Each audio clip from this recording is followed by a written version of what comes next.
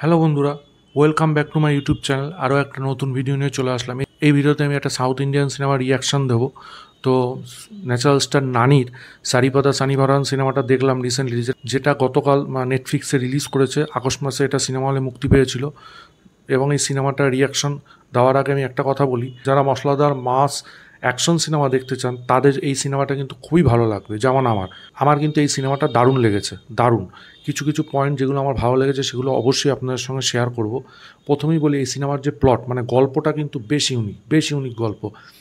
এরকম টাইপের স্টোরি কিন্তু আমি আগে দেখিনি। নানির ছোটোবেলাটা প্রথমে সিনেমাটা দেখানো হচ্ছে, মায়ের সঙ্গে তার বন্ডিং। সে খুবই তাড়াতাড়ি রেগে যায়। মা বলছে তুই সপ্তাহে একদিন রাখবি, সেটা হচ্ছে শনিবার, বাকি দিনগুলো তোকে শান্ত থাকতে হবে। এরকম একটা ভাবনা চিন্তা সিনেমার গল্পটার মধ্যে দেখলাম।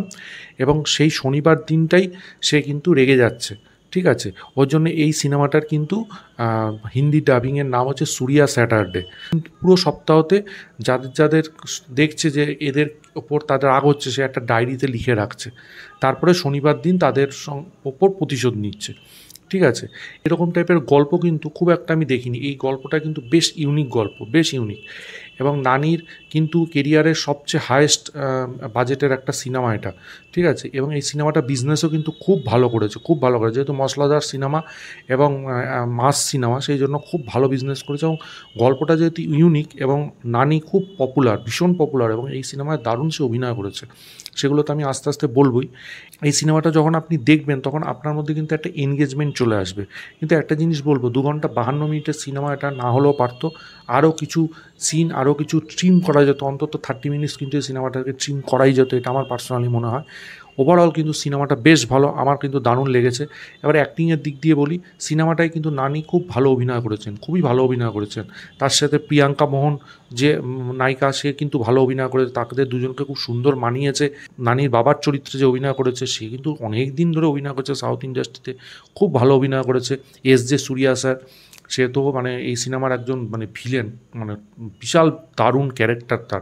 ক্যারেক্টারটা তার হেভি লিখেছে।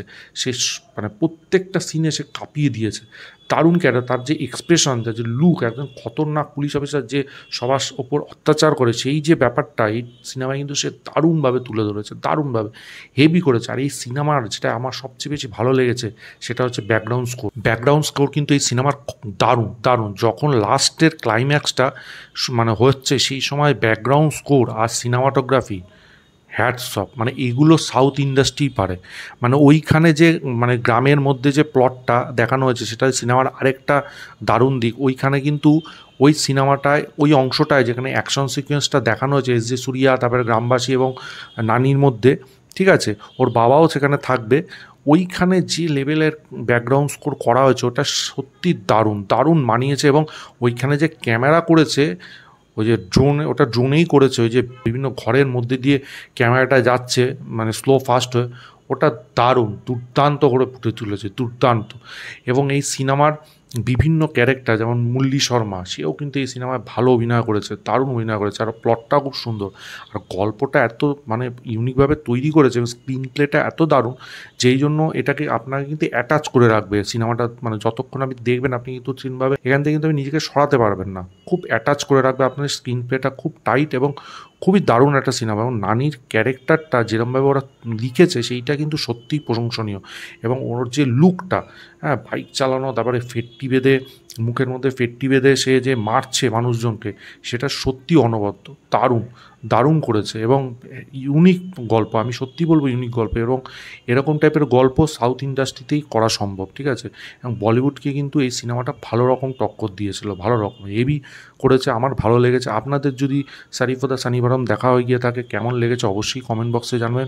ভিডিওটা ভালো লাগলে লাইক করুন, শেয়ার করুন, চ্যানেলটা অবশ্যই সাবস্ক্রাইব করুন, পাশে থাকা বেল আইকনটা ক্লিক করে অল করে দিন পরবর্তী নতুন কোনো আপডেটসের জন্য। ততক্ষণের জন্য গুড বাই বন্ধুরা।